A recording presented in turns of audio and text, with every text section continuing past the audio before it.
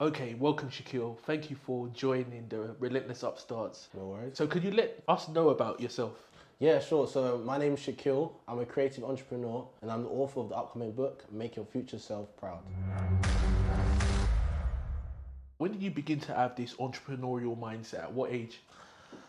Oh, I don't know, maybe school, because in school, right, I used to sell donuts around, let's say year 9, year 10. So in my school, near my school, sorry, there was a Tesco and I used to go there every day. I had £1 lunch money and I used to buy 10 donuts for £1 and I used to sell them 50p each. So I'm literally coming home with £5 revenue every day, making £4 profit. So I used to do this in around year 9, year 10. But eventually when I got to year 11, I was a prefect.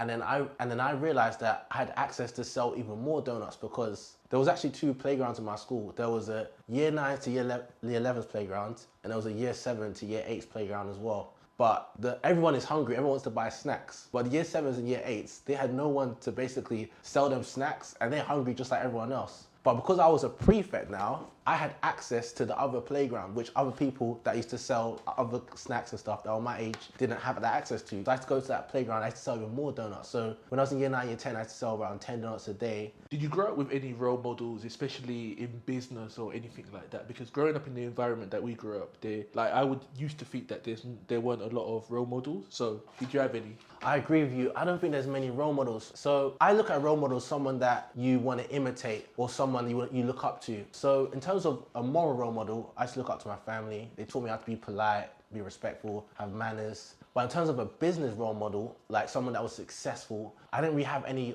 entrepreneurial role models to look up to.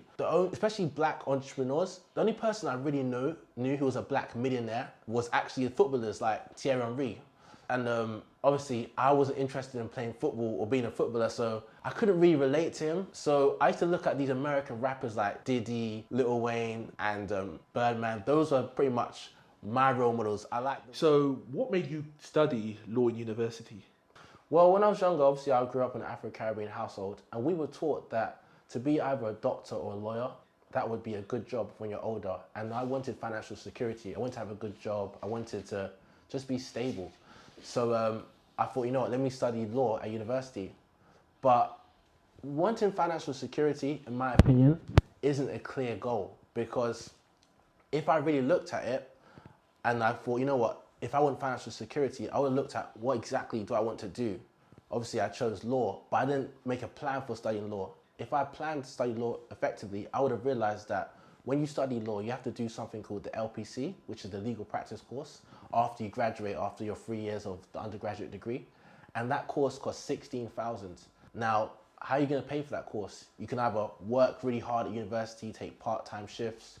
You can either potentially take a loan, put yourself in debt, hopefully it pays off in the future, or you can literally sacrifice your summers and work for a law firm on like some sort of internship free program where hopefully they will pay for your LPC in the future.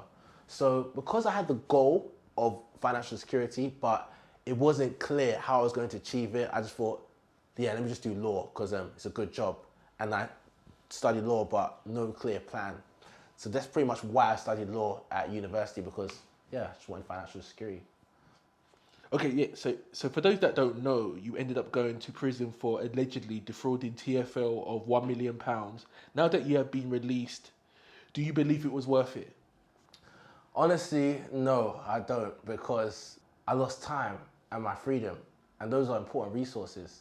Like, I don't know if people know what prison is like, but when you go to prison, you can't listen to the music you want to listen to because you've got to wait weeks for them to hopefully send your CDs into reception, and you got to hope the guy at reception is not going to look at it and think, oh, that's explicit, you can't have that. Like, you can't, I was in a cell, right, for months where I didn't even have a phone in the cell, and I was in the cell for 23 hours a day. I only got 1 hour out to go outside my cell and literally shower, exercise, make phone calls, all within that 1 hour. And then you can't really visit anyone because it was COVID. Even they have visits in prison now, because I'm sure the restrictions are over, but you got a supervised visit where like people are watching you and stuff. I can't go out, I can't party. Yeah, no, I don't think prison's worth it at all. So were you afraid to go in prison?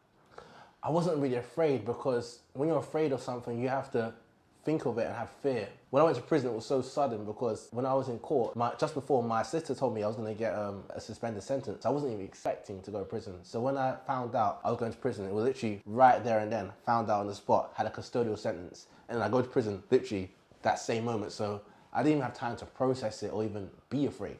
I just had to deal with it in the moment. Okay, so coming out of prison, do you think that has affected you negatively? Nah, not at all. I've had so much support. Mentally, it's shaped me up. It's made me a much stronger person. I've got so much knowledge, so much experiences that I wouldn't have had if I didn't go to prison. And they've actually kind of shaped me up and made me an even stronger person and a much smarter person as well. So how did your parents feel about your conviction? They were so supportive. They were just trying to make sure I was alright in prison in terms of like I had money, like make sure you're eating alright. Like there's do you need us to send you any books or anything? How is it in there? Like everything's good. Just yeah, they were very supportive. But what about when they first heard of like the alleged how they first, to be honest, they didn't know I was going to go to prison. That's the thing. No one knew I was going to prison. They thought I was going to get a suspended sentence as well. So they were just like, oh, okay, you know what? He's been arrested, but he'll get through it. It's okay. But when they found out I went to prison, they found out at the same time I did. The whole courtroom found out at the same time because no one knew. And then they were just in shock. So I don't know how she felt because obviously I'm processing it from my own head and I'm literally being escorted to the prison at that moment. But yeah, but when I spoke to her on the phone, she seemed so supportive. So I can only guess that she was unhappy about it because obviously no one wants their son in prison, but she didn't act different with me. Like, okay, so describe your normal day in prison. What would you get up to? What's your routine like? So when I was in prison, the regime, the structure was I had to be in prison for obviously 23 hours a day. So to be honest, there was not much to do apart from really talk to my cellmate. So that's why I made sure the cellmate I had was so important. I made sure my cellmate was like a friend, someone I could just speak to for hours, crack jokes with, just be entertained. But all you're really doing is literally just watching TV. But that's a typical person's day in prison. My day in prison, I'd watch TV, I do a lot of writing, I do a lot of reading, and obviously I used to write my book as well. I had an Xbox, I used to play Xbox, play FIFA with my cellmate. That was my typical day in prison. Obviously it sounds cool because I made it work, but in reality it's not cool because I'm in a cell. Like imagine, have you been arrested before? Yeah. Can you imagine what it's like spending a week in a cell? Can't imagine. Imagine a year. What do you think a year would be like in a cell? Crazy. Exactly, yeah, it's just not worth it. It's not worth it. So obviously, you don't have much control over what's happening on the wing. But in your cell, you create your own environment. You choose pretty much who your cellmate is. So if your cellmate, you guys get along, have a similar routine, you watch similar TV shows, that's cool. If you want your cellmate to know that, okay, you know what, I need time to write my book, or some cellmates I've had, they do like word search and that during the day just to like help their time go down. So as long as you guys have like a similar routine, that everything's fine, to be honest. So are you saying you can actually choose your cellmate? To be honest, it depends. So when you go to prison, right, especially if you go on a bus, there's like 5 of you on the bus, right? And then they'll put you in like the reception, and you go in like a holding cell. And then one of those people in the holding cell is gonna be a cellmate. So it's your job to analyze everyone and see who you think is a good vibe. So what type of books were you reading in prison? Because surely you were empowered during that process. It was so hard to get because they actually banned it from prisons, but I ended up getting my hands on 40 Laws of Power. I read that book in prison. That book was really good. I read 50 Cent's book as well, Hustle Harder, Hustle Smarter. That book's really good. I read other books like Rich Dad, Poor Dad, The 4-Hour Work Week. I read quite a few books, to be honest. Why do you think people commit crimes to make money in the first place?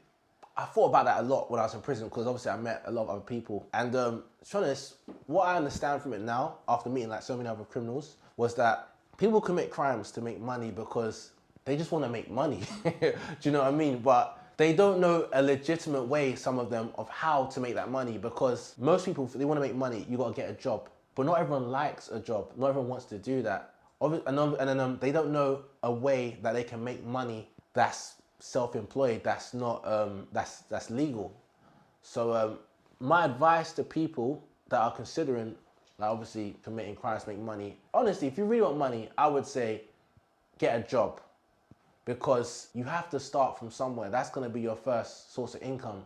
If you don't like the job, then while you're working at a job which you don't like, because not everyone likes their job, start a side hustle, a legal side hustle in the background. And then, so obviously if you're working 9 to 5, you've got your 6 to 10 to work on your side hustle, build that up, build that up, build that up. Eventually, when you build your side hustle, you want to get to the point where you're making more from your side hustle than you are from your 9 to 5. So let's say you're earning $1,500 a month from your 9 to 5, right? If you're earning $2,000 a month from your side hustle, that's enough. Do you know what I mean? And also, the reason why you need a job because you want to invest in your side hustle, yeah? Your investment might not work. So let's say you lose money on this investment in your side hustle. Because you've got a job to fall back on, it's actually okay because you know what? I've still got money coming in. Let me try another risk. Obviously, entrepreneurs, when you're risking your money to create more money, do you know what I mean? So yeah, so eventually when you find a side hustle that's working and the risk pays off, then I believe you should quit your job, especially if the side hustle is making more than your current job, and then just focus on that. You don't need to commit crimes to make money. Just 2022, like, do you know what I mean? Like, there's so many ways to make money these days. Okay, so what type of side hustles would you suggest to somebody that wants to make an extra income stream? There's so many things you can do. Like, you can invest in cryptocurrency, NFTs, e-commerce like Amazon FBA. You can do drop shipping. You can start a hair business. You can start eyelashes business. There's so many businesses you can do. It's a thing where if it's something that, it has to be something that you're passionate about, something that interests you, something that you would buy as a customer as well. Something where like you've seen someone else do it as well and think, you know what, I can actually imitate that. But it has to be something that makes money. It can't be no silly side hustle. It has to be profitable to the point where you can leave your current job to do the side hustle or there's no point. So in your book, you state that anyone can change their life from a negative to a positive. Yeah. Could you like share some tips to our audience? How can they transform their lives, especially if they feel down and out? What can they do specifically? Well, as long as you don't have any physical or mental disabilities that can obviously prevent you from doing certain things, then yes, anyone can change their life from a negative to positive. The first thing you need is to set yourself a big goal, like a big extreme goal, a goal that you've never accomplished before. Like for example, I've got many goals, but one of my goals is to obviously sell 1 million copies of this book. Now I've never sold a book before, and I haven't even sold one copy yet. I've only sold pre-orders. But my goal is to sell 1 million copies of this book. Why? Why set that goal? Because it's a big extreme goal that I've never achieved before. And by setting myself that goal, it will force me to work hard so I can eventually have the best performance and sell as many as possible. But you can't just set yourself an extreme goal and just leave it there. You need to have a realistic plan for how you're going to achieve that goal. So let's say your goal is a different goal, like you want to set the biggest cleaning business in London. That's cool. All right. And then let's say you started your business and then you're earning £2,000 a month from it, which is quite good. And obviously you quit your main job because obviously you're earning more from your cleaning business than your main job, and you're focused on that cleaning business, earning 2K a month. That's cool. Now you need to scale that business. So the plan is, how can I grow my cleaning business? How can I go from £2,000 a month to £10,000 a month? Do I need to get more clients? Do I need to hire more staff to fulfill more jobs? Do I need to focus on commercial clients that obviously pay more rather than residential clients? You've got to do what you can and really focus and plan on how you're going to achieve that extreme goal. Make your plans realistic and achievable, and set yourself deadlines. Okay, cool. So let's say it's January. By March, I want to be earning this amount. By May, I want to have this amount of clients. Like, set yourself real goals. That's so important. And hold yourself accountable if you don't reach those goals. And if you don't reach those goals, consider, hold on, why didn't I reach that goal? What were my mistakes? What did I do wrong? And then figure out how to make things better for yourself. So where can people buy your book, Make Your Future Self Proud? My book's available on Amazon everywhere across the world. So you can just type in Amazon, Make Your Future Self Proud, or you can just type in makeyourfutureselfproud.com and pre-order the book there. Thank you to all the people that pre-ordered so far. And yeah.